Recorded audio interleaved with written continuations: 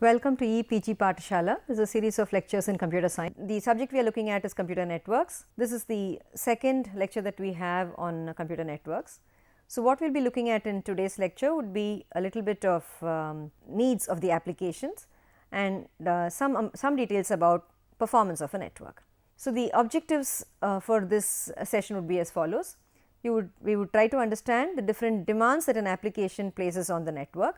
So, we look at it from an application perspective, and then to understand how these different layers that we talked about, that we mentioned in the previous lecture, meet those demands, and also try to understand the performance parameters of a network. So, how is it, what are the different factors which would have to be considered to understand the performance of a network. So, a quick recap of what we had seen in the previous class, on the previous lecture.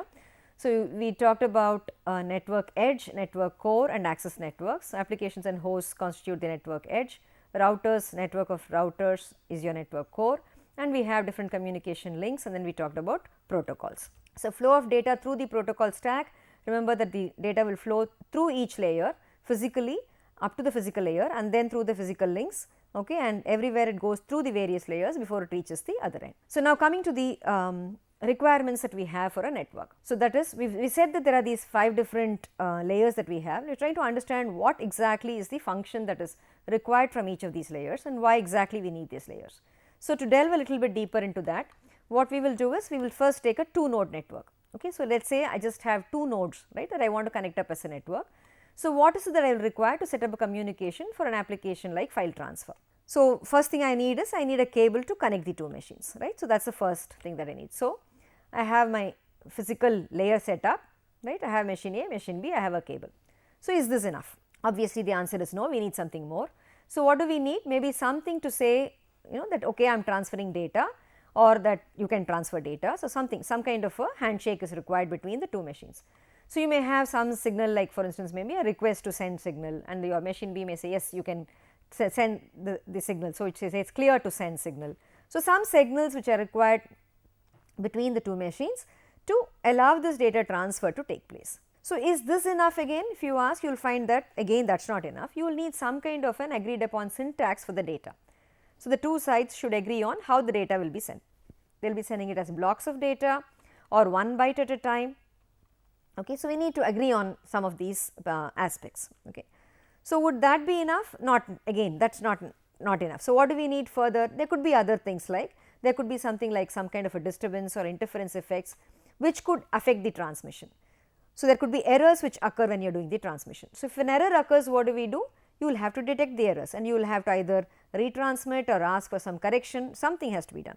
So, we will need some kind of error detection and error correction mechanisms, right. So, this is something that we will have to do.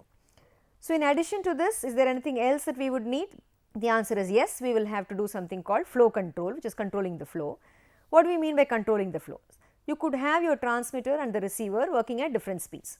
I can have a very fast transmitter, but a very slow receiver. So, what would happen then if the transmitter was transmitting data at its own pace, the receiver would not be able to receive all the data. Okay. So, what we need is we need to have some kind of mechanism to synchronize them. So, the flow of data should be controlled by the receiver. Okay. So, that a fast sender should not overwhelm a slow receiver. So, we need something called flow control, right. So, you see that there are, in addition to that physical wire that we had, we need certain other functionalities even for a simple 2 machine network to work. Okay. So, if you sum up the requirements for a 2 node network, you can see that we need a physical media obviously, and then we need some kind of a protocol which will allow for handshaking, which will specify the format for the data, which will do error control, flow control, synchronization and so on. Okay.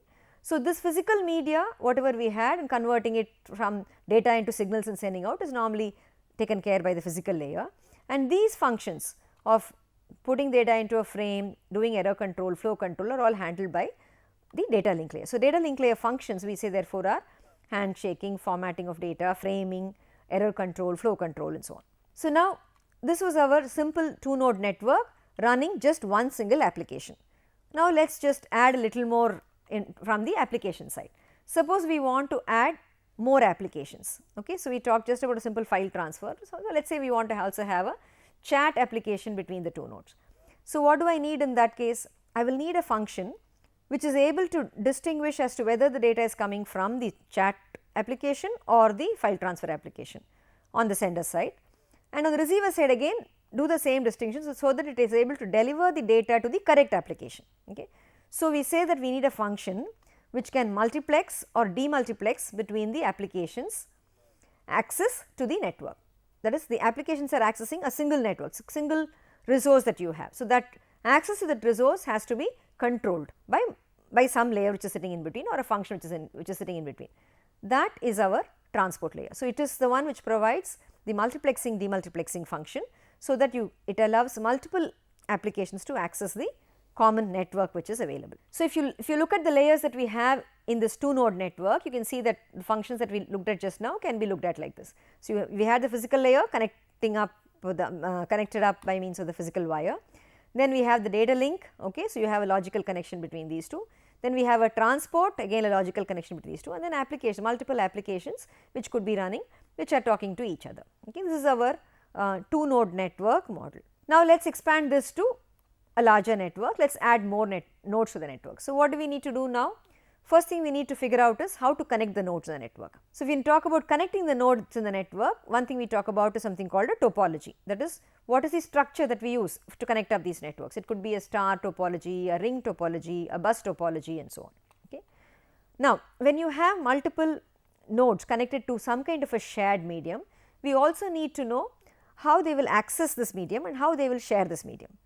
For instance, when the medium is shared, obviously two people cannot be transmitting data at the same time. So, then you will need to know who will get access to the medium, who will be able to transmit the data. So, we need something called media access. Okay.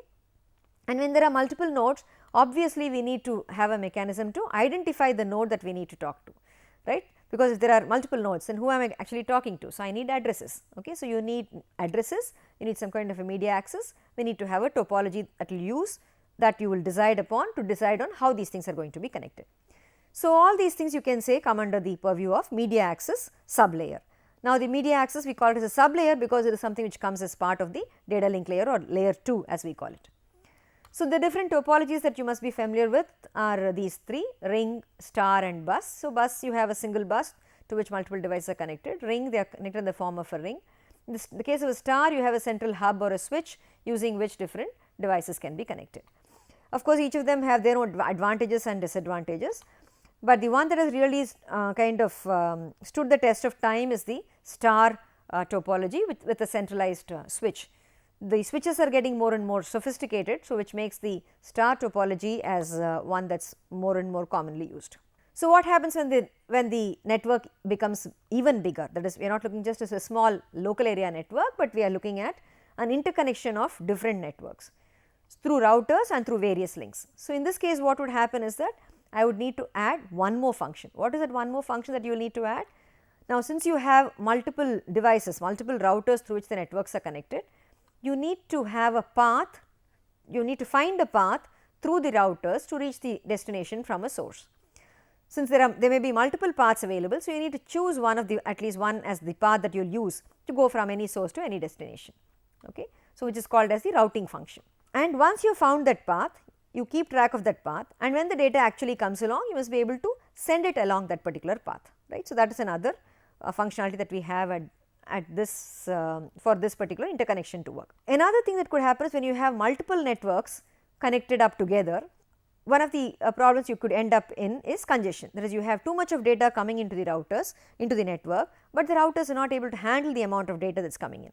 Okay. So, that would lead to congestion, right. So, all these functions, handling of all these functions can be grouped together into another layer, which is called as the network layer. Of course, there is one more that you will need to add normally at the network layer, which is some kind of a network or a global addressing mechanism, so that you are able to do this routing function in an efficient manner.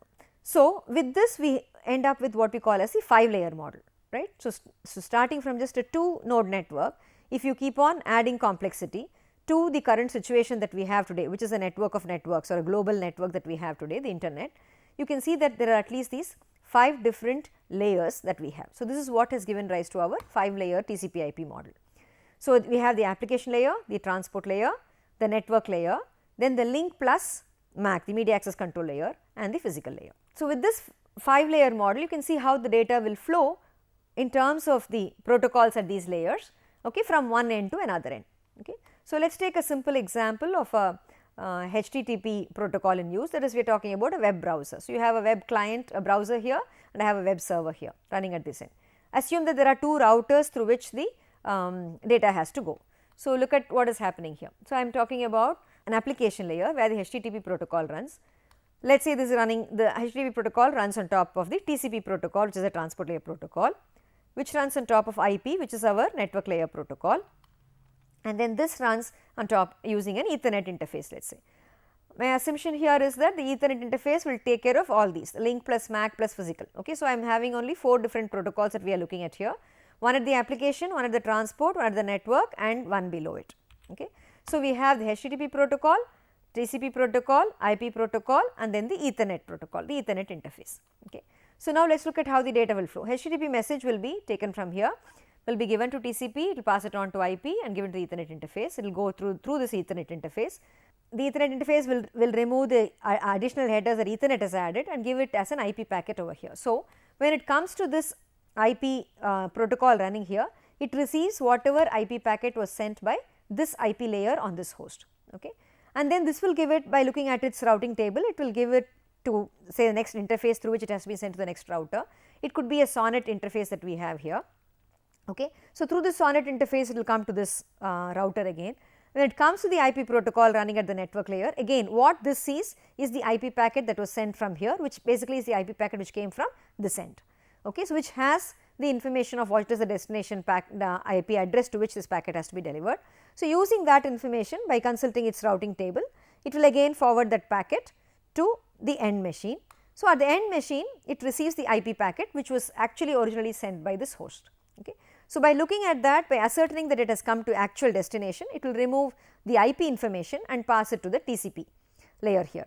So, what this TCP receives is the TCP segment that was sent by this host, right. So, you can see this is why we say the TCP protocol is a host to host or an end to end protocol. That is, what information is put in by this TCP here is only examined by the TCP protocol running at the other end of the machine. Then this will remove the TCP information and give it to the application, which is the web server, which understands the HTTP protocol. So, it interprets the HTTP message and then gives a response to it, and when it gives a response, again you can see the same thing happening in the reverse direction, flowing through the various routers until it reaches the host at the other end. So, you can kind of see that starting from an application, how the data will actually flow through the various protocols and reach the other end. So, the next thing that we will look at, okay, is in terms of understanding the performance of a network. Now, given that we have these different protocols and different devices through which these messages have to be routed, right, before it reaches the end machine, and given that there is a multiple interaction that takes place between the routers, there are various parameters which can affect the performance of a network. Okay.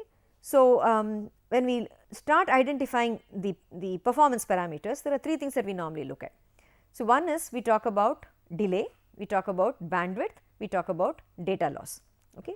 These are important parameters which are used to characterize how well a network performs. We will look at each of these in detail, in some amount of detail, okay. But you can intuitively understand why these are important. Delay tells you how much time it will take when the data is transferred. So, too much delay may not be okay in many cases. And we can talk about bandwidth, which talks about the rate at which data is transferred. So, a high rate of data transfer obviously is desirable in many cases. And data loss, obviously we do not want data to be lost, but data would be lost because of some physical disturbances or because of physical phenomena. In those cases, what exactly has to be done? So, that also is something that needs to be considered. Okay. Additional parameters that one would consider may be things like security, mobility and so on. So, all these also affect the performance or the usability of the network as such. Okay. So, it is not just in terms of raw performance, but we also consider usability, because after all, what is a network there for? It is for users to use it. So, users should be able to use it in a comfortable manner. So, we will first take a look at these 3 parameters, that is delay, bandwidth and data loss, okay, and understand what are the components in the network which actually contribute to this delay, bandwidth and data loss. Okay. So, when we talk of bandwidth, okay, the term that we also use is throughput, okay, which stands for the amount of data transmitted per unit time. Okay. And when we talk of throughput, we also distinguish between link throughput and end to end throughput, or link bandwidth and end to end bandwidth. The notation that we normally use is kilobytes per second. You will see that when we use a capital KB, it refers to kilobytes, and a small case b refers to bits per second. So, it could be megabits per second, kilobytes per second. Okay. So, kilobyte per second is about 2 power 10 bytes, megabit per second is about 10 power 6 bits per second.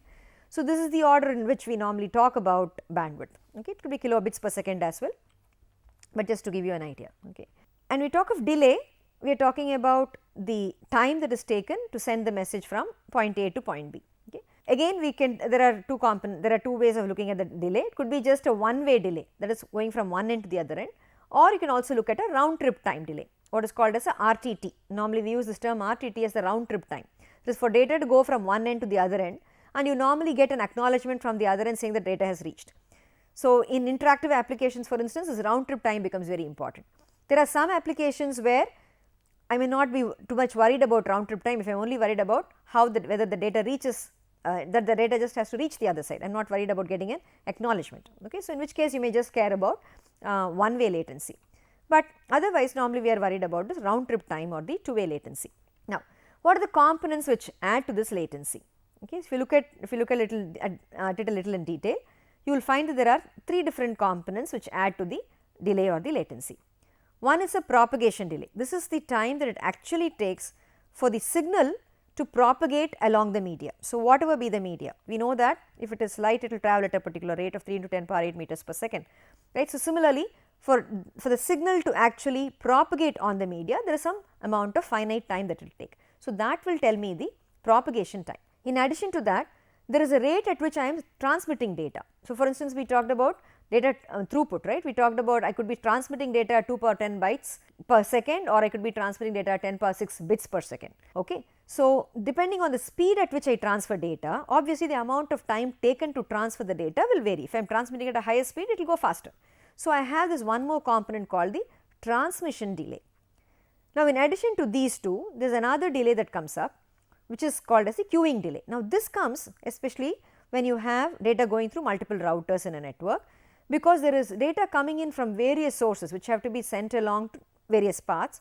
So, they will come and wait at these routers in some queues before they can be serviced and they can be sent along the different paths. So, there will also be something called a queuing delay. Okay. This will depend on the traffic that you have in the network. Okay. So, there are these three components that we have, right. So, propagation delay, transmission delay and queuing delay. So, if you look at propagation delay is easy to measure, right, because it is just the distance by speed. Now, both these are like, all these are at least for a link it can be very easily measured, because we know what the distance of the link is if it is a point to point link, and I know what is the speed at which the particular signal is propagating. So, I can find the propagation time. Similarly, transmission time depends on what is the size of the data that I have, whether it is 1 megabyte or 1 kilobyte or 1 gigabyte, what is the size, divided by the bandwidth, okay, the bandwidth that I have, that I am using for this data transfer.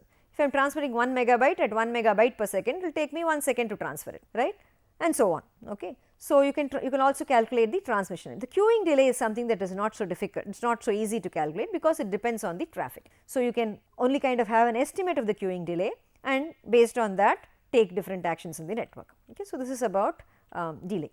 Let us do a quick calculation to understand the impact of this of these different delay parameters that we have. Okay.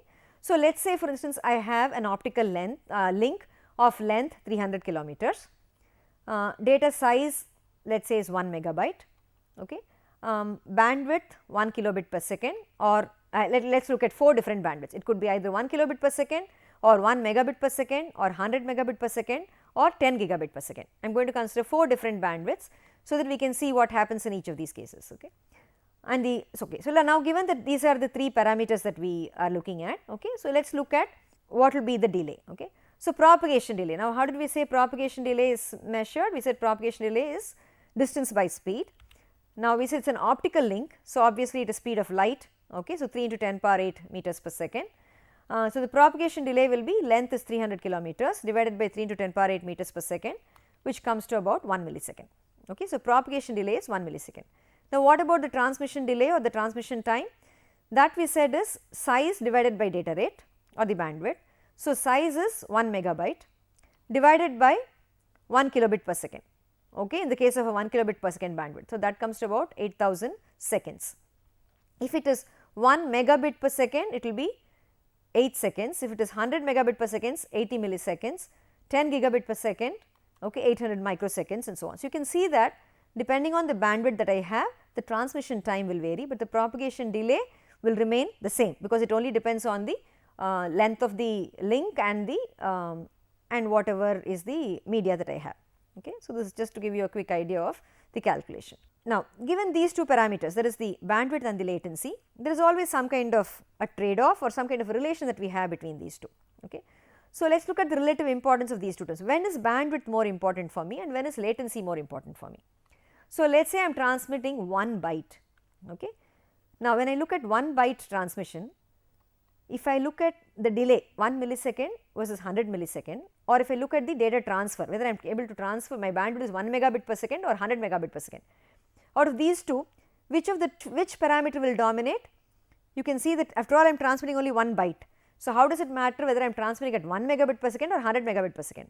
Whereas, if I have a link which has a latency of 1 millisecond or 100 millisecond, that is something which I need to take into account. See, the point I am trying to say is, I have a link which has a 1 millisecond latency, I have another link which has 100 millisecond latency. Out of these two, for a 1 byte transfer, which one will I choose? Obviously, I will choose a 1 millisecond latency, because that really matters for me, right, because 1 millisecond to 100 millisecond for just transferring 1 byte. Whereas, if I were to choose between data rates of 1 megabit per second or 100 megabit per second, after all I need to transmit is 1 byte. So, this data rate would hardly matter when I am transmitting very small amounts of data. But look at this other option that we have here. Okay. So, let us say I am transmitting 25 megabytes of data. Okay. My data size is large. So, here you can see that the data rate is more important here, that is 1 megabit per second versus 100 megabit per second. Obviously, I would choose 100 megabit per second for transmitting a 25 megabyte data, because that will really make a difference in terms of the transmission time.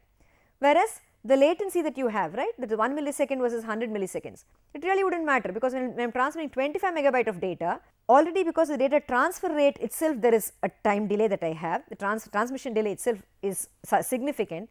A small delay that I have in terms of whether it is 1 millisecond or 100 millisecond end to end latency may not really matter. Okay. So, we always have this these two parameters that we need to understand very clearly in terms of which becomes important in which situation. So, we always talk about this trade off that we have between the bandwidth and the latency. So, if I have infinite bandwidth, so let us look at the case where I have infinite bandwidth. What I mean by infinite bandwidth? I can transfer any amount of data, right. So, in those cases you will see that the round trip time, okay, that is very important, that becomes a dominating factor. So, because we said the throughput is the transfer size by the transfer time, okay, and the transfer time is given as your RTT round trip time plus the transfer size divided by bandwidth. The round trip time that we talk about, right, that is the latency that you have from one end for data to be transferred from one end to the other end and back to the source. Okay. So, these two things become very important. So, another term that we talk about when we talk about this delay and bandwidth is also something called the delay bandwidth product, which again is very important in the context of our round trip time and so on. Okay. So, what I mean by this delay bandwidth product is that if you look at a particular line, okay, that you have, that is from one end to the other end or from one end to the other end and back to the other to the transmitting end again. Okay. So, you can look at the whole thing as some kind of a pipe. Okay. So, what we mean when we talk about delay bandwidth product is that we are trying to find out the amount of data that is there in the pipe. Okay. So, what do I mean by this pipe? You can look at this pipe as having a particular capacity, right, diameter, right. So, which is the bandwidth, okay, and so much of data is going to be sent for this much amount of time, which is your delay. So, for instance, if I take a round trip delay of 100 millisecond, okay. So, at a given point of time when I transmit data, for this data to reach the other end it will take 100 milliseconds. Okay. So, when this data is going along this line, along this pipe till the other end, obviously I am continuing to transmit data over here, right. So, if I look at the end of 100 milliseconds, you will actually find that this data has reached this other end, but meanwhile there is data filling this entire pipe, right. So, we are talking about how much of data is actually filling this pipe or how much of data is in flight in the sense it is still going from one end to the other. Okay. So, data in flight if I want to calculate, how do I calculate that? I calculate that as the product of the bandwidth that I have, how much data I am sending, right, per a second into the time that it takes for the data to reach from one end to the other. So, we talk about something called the delay bandwidth product. So, if I take a delay of 100 milliseconds and the bandwidth is 45 megabit per second, okay, so altogether 45 megabits per second, right. So, it will take about 560 kilobytes. So, 560 kilobytes of data will be the data that is in transit or in flight. Now, why do I need to worry about something like delay bandwidth product? So, you will find that when I am transmitting data at any point of time, okay, there are 560 kilobytes of data which is in transit. So, if there is something that happens in the network and the data is lost, it is not just one byte or one unit of data that is lost, but it could be a whole lot of 560 kilobytes of data that is lost. Okay. So, similarly, whenever we are dealing with large networks and we talk about these kind of round trip time factors and so on, this combination of delay and bandwidth is often useful to understand the actual performance of the network. So, as we look at other details in various modules which come later in as a part of this course, you will see how this delay bandwidth product becomes a very important factor. But right now we need to understand this, that multiplying the delay and the bandwidth gives me a very useful information about the network, which tells me how much of data is currently in flight or currently in the pipe. Okay. So, this is something we need to understand. So, the third parameter that we talked about was packet loss. Okay. So, when we talk of packet loss, this again has a direct relation to applications, because there are certain applications which are tolerant to losses, whereas there are certain applications which are not tolerant to losses. In fact, normally we talk about these two classes of applications. We talk about delay tolerant applications and we talk about loss tolerant applications. So, we say delay tolerant application versus loss tolerant applications. What do we mean by this? What we are actually trying to say is, if you take a delay tolerant application, this is an application where it really does not matter if it takes a little more time for that data to be transmitted, but it cannot tolerate any losses, data cannot be lost. If I take a loss tolerant application, this is talking about applications where I can tolerate losses. If occasionally one byte is lost, one frame is lost, okay, little amount of data is lost, it can still be tolerated. I can still work with that application can still work, but it may not be tolerant to delays. That is, if there is a delay, then my entire application starts failing. Okay. So, we talk about these two classes, delay tolerant applications versus loss tolerant applications. Example of a delay tolerant application would be file transfer. So, in file transfer, obviously when you transfer a file, you do not want data to be lost. Let us say you are doing some kind of bank transfer, okay, amount you are transferring, you are doing an e-transaction. Obviously, that has to be it cannot afford to take any losses. Okay. So, it is not, it cannot take losses, but if it takes a little while, okay, you may, if it takes instead of 1 millisecond, if it takes 10 milliseconds, that may be fine, you may be able to tolerate that kind of a delay. But on the other hand, if you are looking at an application like movie streaming, you are downloading a movie or doing a streaming of a video or a movie and you are watching it. Now, if there are delays, okay, if you receive one frame and you do not receive another frame and or it comes after a very long time, then what happens? Your movie viewing experience itself becomes very unpleasant, right, you are not able to view it correctly. Okay. So, here I cannot tolerate delays, but you may be able to tolerate losses. How is this possible? Because you will see that when actually movies are streamed, there are multiple frames that are sent, and even if you lose information in one frame, it really may not matter. You may be able to compensate for it by other means as part of the video application itself. Okay. So, in these cases you may be able to tolerate losses, but you will not be able to tolerate delays. Okay. So, we need mechanisms to detect errors or to correct errors, or by repeating transmission you should be able to take care of the error. So, this is something that we have to always worry about. And of course, we need mechanisms that will help us to tolerate delays. So, we said that when it becomes a loss tolerant application, it also you have to remember that you need to have some kind of a mechanism that will allow you to tolerate delays. So, with these parameters, we normally talk about something called a quality of service. This is another very commonly used term when we talk about a network service. So, quality of service typically defined by these parameters, these three things that we looked at: delay, bandwidth and loss. Okay. So, and when we say that we want to use a network, we say that the network should be able to provide some kind of a guaranteed quality of service. So, this kind of the design of these kind of networks is what we will be studying in terms of this course. That is, how do I design networks which are able to provide guaranteed quality of service? How do applications interact with these kind of networks? Okay. What happens when the quality of service is not that was guaranteed by the network is really not provided. Okay. So, what are the various options that we have when you have to design these kind of networks? You will see that as we are going more and more towards many multimedia kind of applications that we are using today with a lot of videos and other things that are becoming very popular among the users, quality of service is becoming a very, very important factor.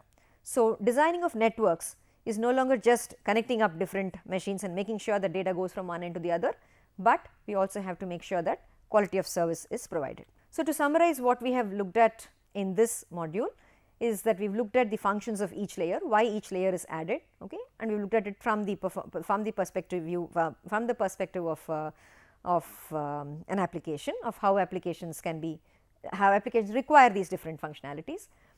We looked at these performance parameters which are delay, bandwidth and loss, and we looked at how you can estimate those parameters or calculate those parameters. Okay. So, this is what we have looked at in this particular lecture.